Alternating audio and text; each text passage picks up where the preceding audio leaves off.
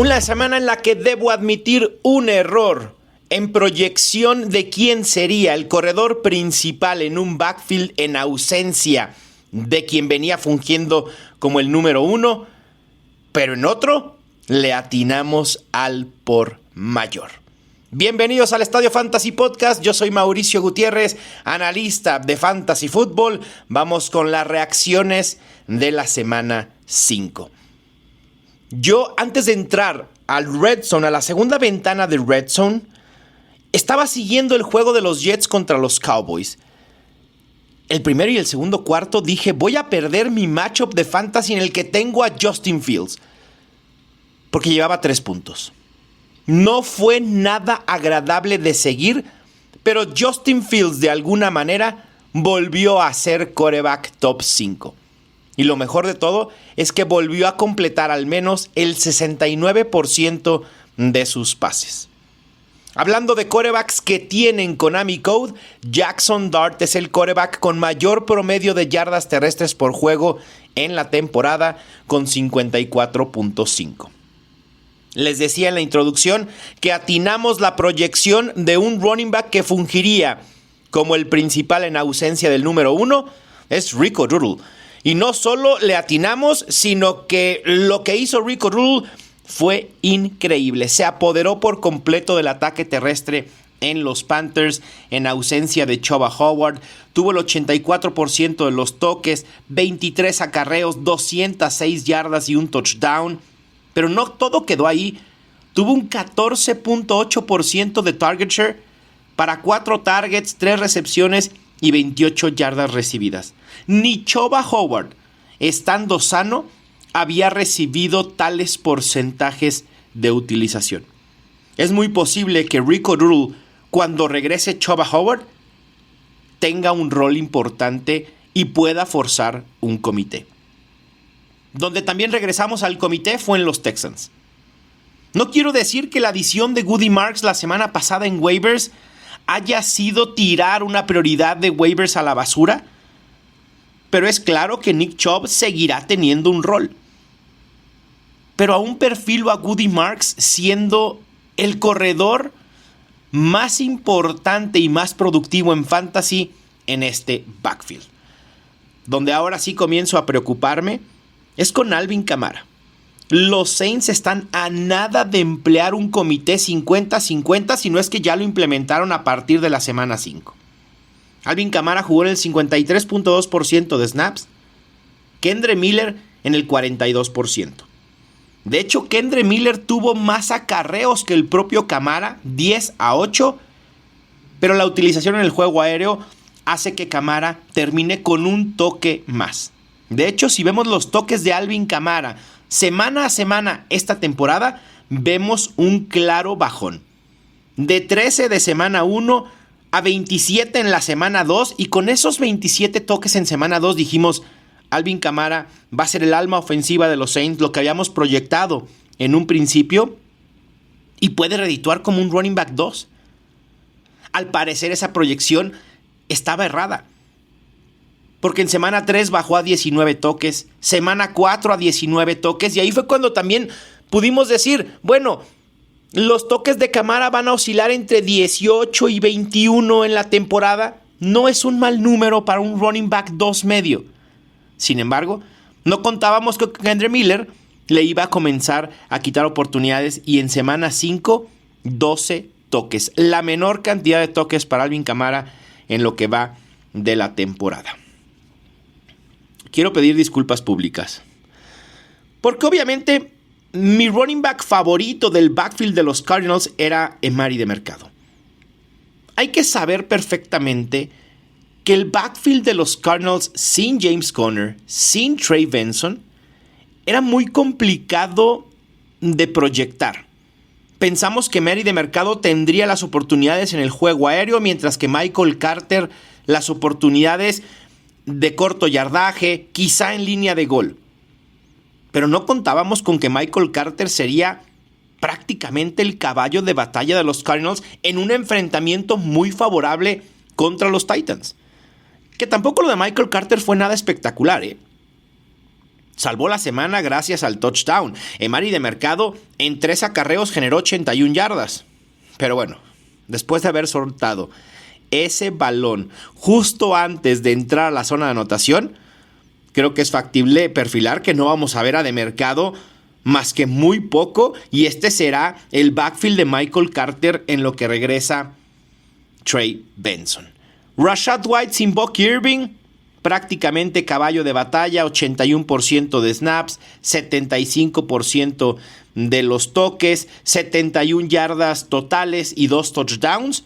Vamos a ver en las semanas si Buck Irving se vuelve a perder otra semana, si Rashad White puede sostener esta producción de touchdowns. Yo lo dudo, pero al menos sabemos que va a haber volumen.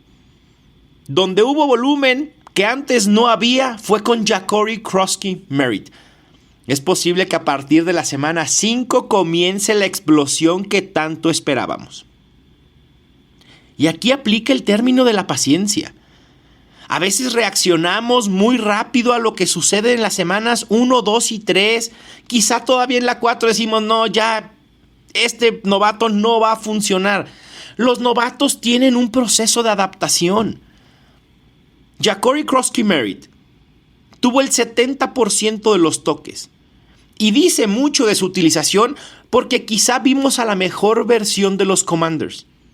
Con Jayden Daniels de regreso, enfrentando una defensa top 5. Y me entusiasma que Ja'Cory Krosky-Merritt haya generado 140 yardas y 2 touchdowns. 14 acarreos, 111 yardas por tierra, el 70% de los toques, como ya les había dicho. Ja'Cory Krosky-Merritt había que retenerlo en nuestras bancas esperando justamente esta explosión. Ojalá que no sea algo de solo una semana. Con quien sí creo que es algo solo de una semana y hay que tener cuidado es con Ryan Flournoy. A pesar de su semana de explosión, fue el tercero en rutas recorridas en los Cowboys detrás de George Pickens y de Jalen Tolbert. Recorrió rutas en un 64% de oportunidades. Yo no estaría persiguiendo la semana de explosión de Flournoy. Quizá en ligas más profundas de 14, 16 equipos que tengan 7, 8 espacios en banca en una liga de 12, ahí tiene cabida Flournoy.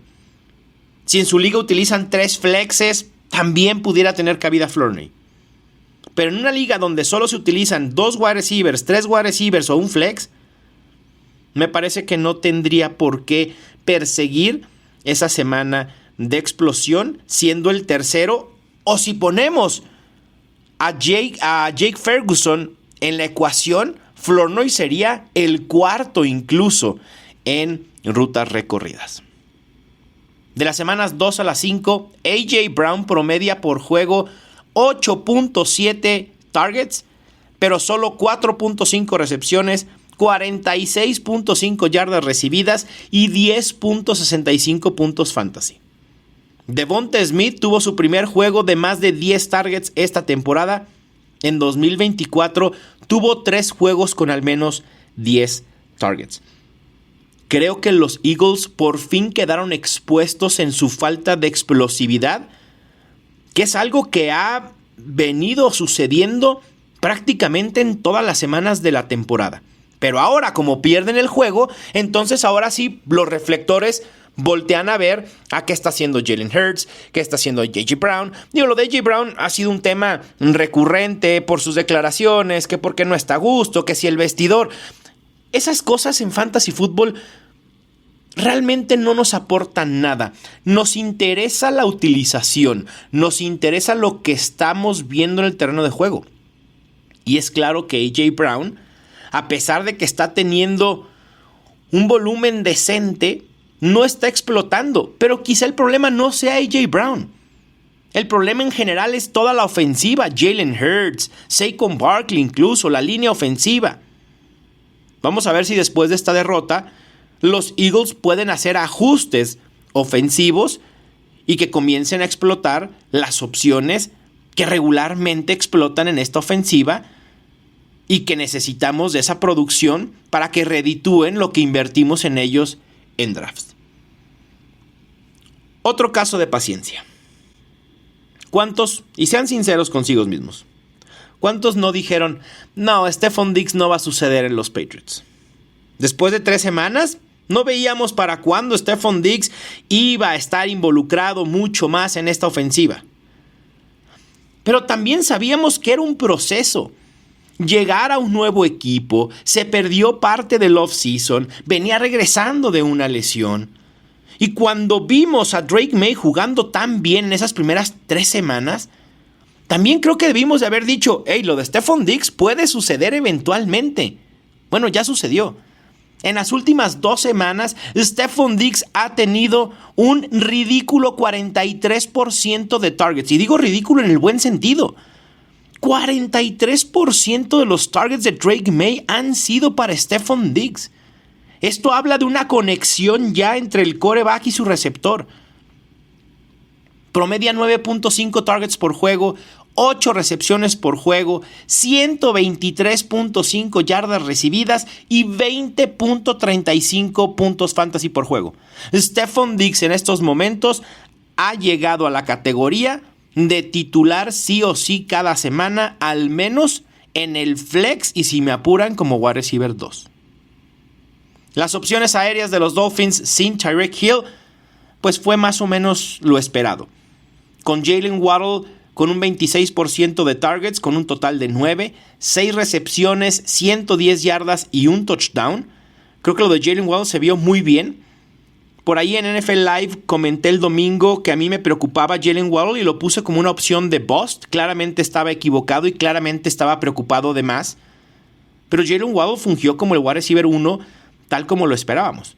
De hecho, pasó de tener 20% de target share en toda la temporada a 26% de targets sin Tyreek Hill. También aquí lo relevante es Darren Waller. Parece que Darren Waller de alguna manera, de alguna improbable manera, está de regreso. Pero también es un tema de paciencia y de proceso. Darren Waller, ¿cuándo fue contratado por los Dolphins? Después de que tradearon a Jonnu Smith. Y Darren Waller llegó teniendo prácticamente un año de no hacer nada en la NFL. Sí, a lo mejor pudo haber llegado en forma física, pero muy probablemente llegó fuera de ritmo. Y faltaba que se ajustara al tiempo de Tua Tagovailoa, al sistema ofensivo de McDaniel, etcétera, etcétera, etcétera. Y Darren Waller ahora está aprovechando estas oportunidades que está teniendo. 5 targets, 5 recepciones, 78 yardas y un touchdown. A Darren Waller, por supuesto que vale la pena agregarlo en waivers ahora sí, sabiendo que no va a ser un tight end top 3 todas las semanas, pero puede ser un tight end top 12. En los Giants vamos a ver qué sucedió sin Malik Nabers, y ahí también, como era de esperarse, Wan'Dale Robinson fue el líder en rutas recorridas con 38, recorrió ruta en un 96% de oportunidades, su porcentaje más alto en la temporada. Con Malik Nabers sano había sido de 82%. Así que Wan'Dale Robinson se convirtió en el receptor principal para Jackson Dart. Pasando a los tight ends, échenle ojo a Mason Taylor. El novato ha tenido un promedio de 26.6% de target share en los Jets en las últimas 2 semanas. Puede convertirse en el número 2 para Justin Fields, lo que quiera que eso signifique, sabiendo que Garrett Wilson seguirá siendo una aspiradora de targets y el arma más confiable para el quarterback en los Jets. Me preocupaba ligeramente la participación, entre comillas, más bien el hecho de que estuvieran activos Tyson Hill y Foster Moreau en los Saints, hablando obviamente para Juwan Johnson. Pero el involucramiento de Johnson no cambió por la presencia de Hill y Moreau. Recorrió ruta en un 85% de oportunidades. No estoy diciendo que esto vaya a ser así en las semanas subsecuentes, pero por lo menos es una señal de que Juwan Johnson tiene por ahora un rol seguro en los Saints. La mala noticia es que su target share ha ido a la baja en las últimas 3 semanas y nada tiene que ver con Tyson Hill. Pasó de 19.5% a 12.5% y en la semana 5, 13.3%. Rashid Shaheed empieza a comandar más targets. Alvin Kamara tiene su dosis de 4 a 6 targets por juego. Chris Olave también. Y esto ha complicado el panorama para Juwan Johnson, que por ahora sigue siendo un tight end top 12, pero de la parte baja, y está nada de salir de ese rango. Quien ahora parece haber entrado a ese rango es David Njoku con Dillon Gabriel de quarterback. ¿Cómo cambia el panorama para ciertos jugadores con un solo cambio en el roster? O de titular. Njoku jugó en el 95.5% de snaps. Tuvo un 32% de targets. 1 de cada 3 pases de Dillon Gabriel fueron para David Njoku. Aún así fue tercero en rutas recorridas en los Browns, pero terminó como líder en targets con 9, en recepciones con 6 y en 67, y con yardas recibidas con 67. Vamos a ver si David Njoku está de regreso, pero por ahora el panorama luce mucho mejor con Dillon Gabriel para él de lo que lucía en las semanas anteriores.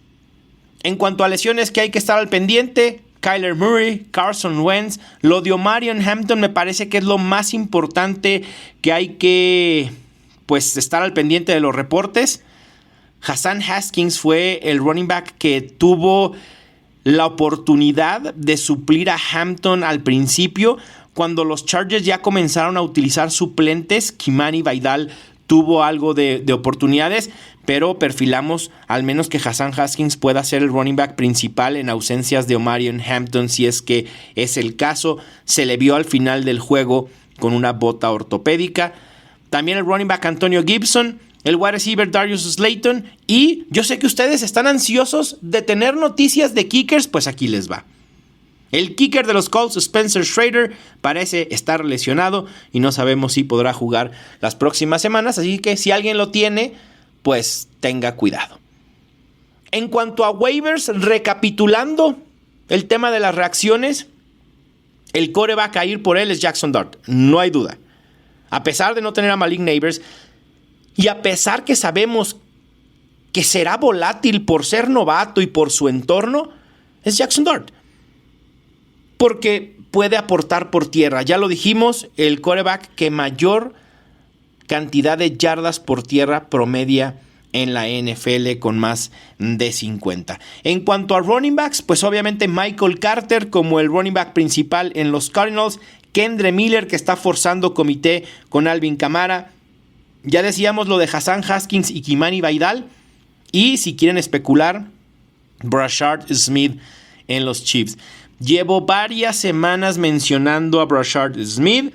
Vamos a ver si hoy por fin tiene un aumento en utilización. Hubo reportes en la semana de que los Chiefs querían incrementar su involucramiento. Vamos a ver si eso se manifiesta en el juego. Hay que tener cuidado con Xavier Worthy, que está cuestionable, si es que están escuchando este episodio en lunes. De wide receivers, Troy Franklin está promediando 10 puntos fantasy por juego. Bastante saludable sus números, como un wide receiver 3 o en el flex, sobre todo cuando lleguen más equipos en semana de descanso. Lo mismo Eli Cayomanor, otro jugador que he mencionado constantemente en esta recapitulación de waivers. A Isaiah Bond en los Browns comienza a colocarse como la segunda opción aérea en este equipo. Cedric Tillman fue colocado en reserva de lesionados y Bond ha comenzado a aprovechar sus oportunidades. Si quieren también especular un poco, Luther Burden.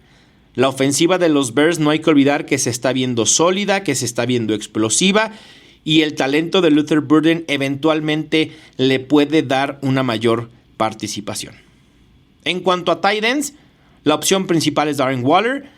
Después mencionaría a Mason Taylor. Después también creo que vale la pena echarle ojo a AJ Barner, sobre todo en ligas de 12 equipos en los que no tengas un tight end 2 sólido. Ha tenido el 28.6% de targets en zona de anotación de los Seahawks y también a Theo Johnson de los Giants. Y con esto vamos a terminar nuestro episodio de reacciones de la semana 5. Espero que les haya ido muy bien en sus enfrentamientos, excepto si están jugando contra mí. Les mando un fuerte abrazo. Yo soy Mauricio Gutiérrez y esto fue el Estadio Fantasy Podcast.